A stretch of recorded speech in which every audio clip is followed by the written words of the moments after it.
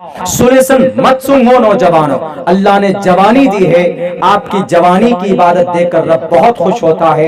एक बूढ़े की इबादत एक तरफ, एक जवान की इबादत एक तरफ, तो नौजवान और जवानी की इबादत को देखकर रब बहुत खुश होता है।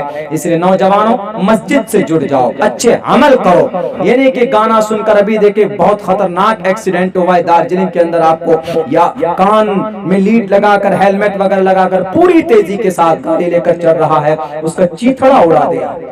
काने में एकदम लीड लगाकर गाना सुन रहे हैं और चले जा रहे हैं। अगर आपको सुनना ही है तो इसी मोबाइल को आप नात लगा लीजिए, नज़में लगा लीजिए, कुरान करीम की तिलावत लगा लीजिए, तकरीरें लगा लीजिए, आप इसका सही इस्तेमाल कर सकते हो। मेरे मोबाइल यहाँ लगा होगा OnePlus का, उसमें पिछले महीने में 775 किताब थी, आज की तारीख में 883 किताब हो गई। बताइए, किताब 883 किताब मेरे मोबाइल में।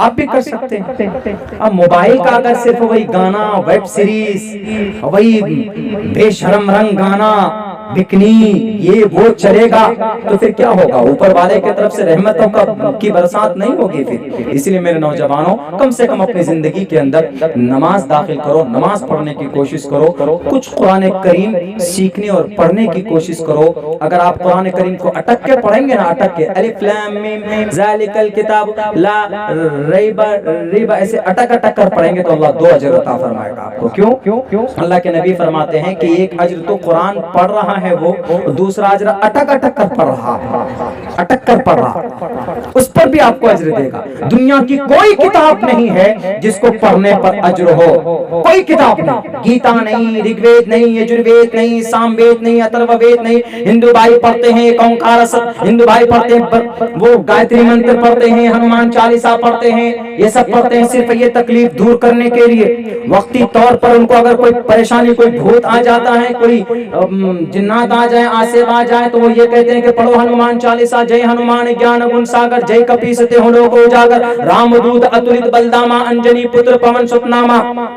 कंचन वरन वराज सुबेशा, कानन कुंडल कुंचित केशा। हनुमान चालीसा है। हिंदू भाइयों को मालूम है, जब उन पे कोई खबीस, कोई जिन्नात विन्नात, कोई भूत प्रेत आता है तो पढ़ते हैं। उनका मकसद होता है कि वो चीज दूर हो जाएगी, लेकिन पुण्य नहीं मिलेगा। लेकिन हमारे यहाँ क्या अकीदा है? हमारे यहाँ अकीदा यह है कि अगर आपको कोई आसेब हो, जादू हो, हवा कुछ लग जाए तो आप कुरान करीम पढ़कर दम कीजिए। एक नियत तो ये होती है कि अल्लाह इसके जरिए से शिफा दे देगा। रात ही हम जब अररिया में थे तो एक हमारे पड़ोसी हैं, उनको इतनी उसको वो हुई कि उनके आंख भी बहुत एकदम पीला हो गया, एकदम बोला मौलाना बहुत भारी हो रहा है। तो हमने उनको जो कुछ पढ़ना था कुरान करीम में आयत पढ़कर हमने उनको कर दिया, बेचारा ठीक ठाक हो गया, कुछ इफाका हुआ उसको। लेकिन मुझे पढ़ने का अलग से सवाब मिला। ये सिर्फ इस्लाम में है और किसी किताब में नहीं है, किसी धर्म में नहीं है। वो पढ़ेंगे मकसद के लिए, मकसद पूरा होगा या नहीं होगा कोई मैटर नहीं करता है, पूरा भी हो सकता, नहीं भी पूरा होगा, लेकिन अलग से सवाब सिर्फ कुरान पढ़ने पर है। अगर आप कुरान पढ़ेंगे तो आपको अल्लाह तबारक व तआला नेक की अता फरमाएगा। इसलिए अपने बच्चों को कुरान पढ़ना सिखाइए, ये चीज जरूरी है। अकीदा बताइए, नमाज बताइए, ये जरूरी है। हमारे बच्चे बस जाहिल नहीं रहना चाहिए, वरना वक्त बहुत खतरनाक आने वाला है, हालात बहुत खराब हैं हमारे इस मुल्क के खुसूसन। इसीलिए मेरे भाइयों, मेरे नौजवानों, उस अल्लाह से के लिए मेहनत करो, अपने बच्चों को पढ़ाइयो। खुसूसन देखिए आपके करीब में भी यहाँ पर इलाके में एक मदरसा है, हज़रत मुफ्ती साहब का, दारुल सिद्दीक मुफ्ती नौमान साहब का, और भी मदारिस हैं दूसरे जगहों पर, डेंगा में और भी मदरसे हैं जहाँ पे हम अपने बच्चों को पढ़ाएंगे बच्चों को, तो इंशाअल्लाह पढ़ा लिखा बच्चा और जाहिल बच्चे में जमीन आसमान का फर्क होगा। बस अल्लाह तबारक व तआला से दुआ करता हूँ, अल्लाह हम सबको हुकूक़ुल इबाद में बहुत ही अच्छे ढंग से एक दूसरे की रियायत करने की तौफीक अता फरमाए, अपने बच्चों को तालीम देने की तौफीक दे।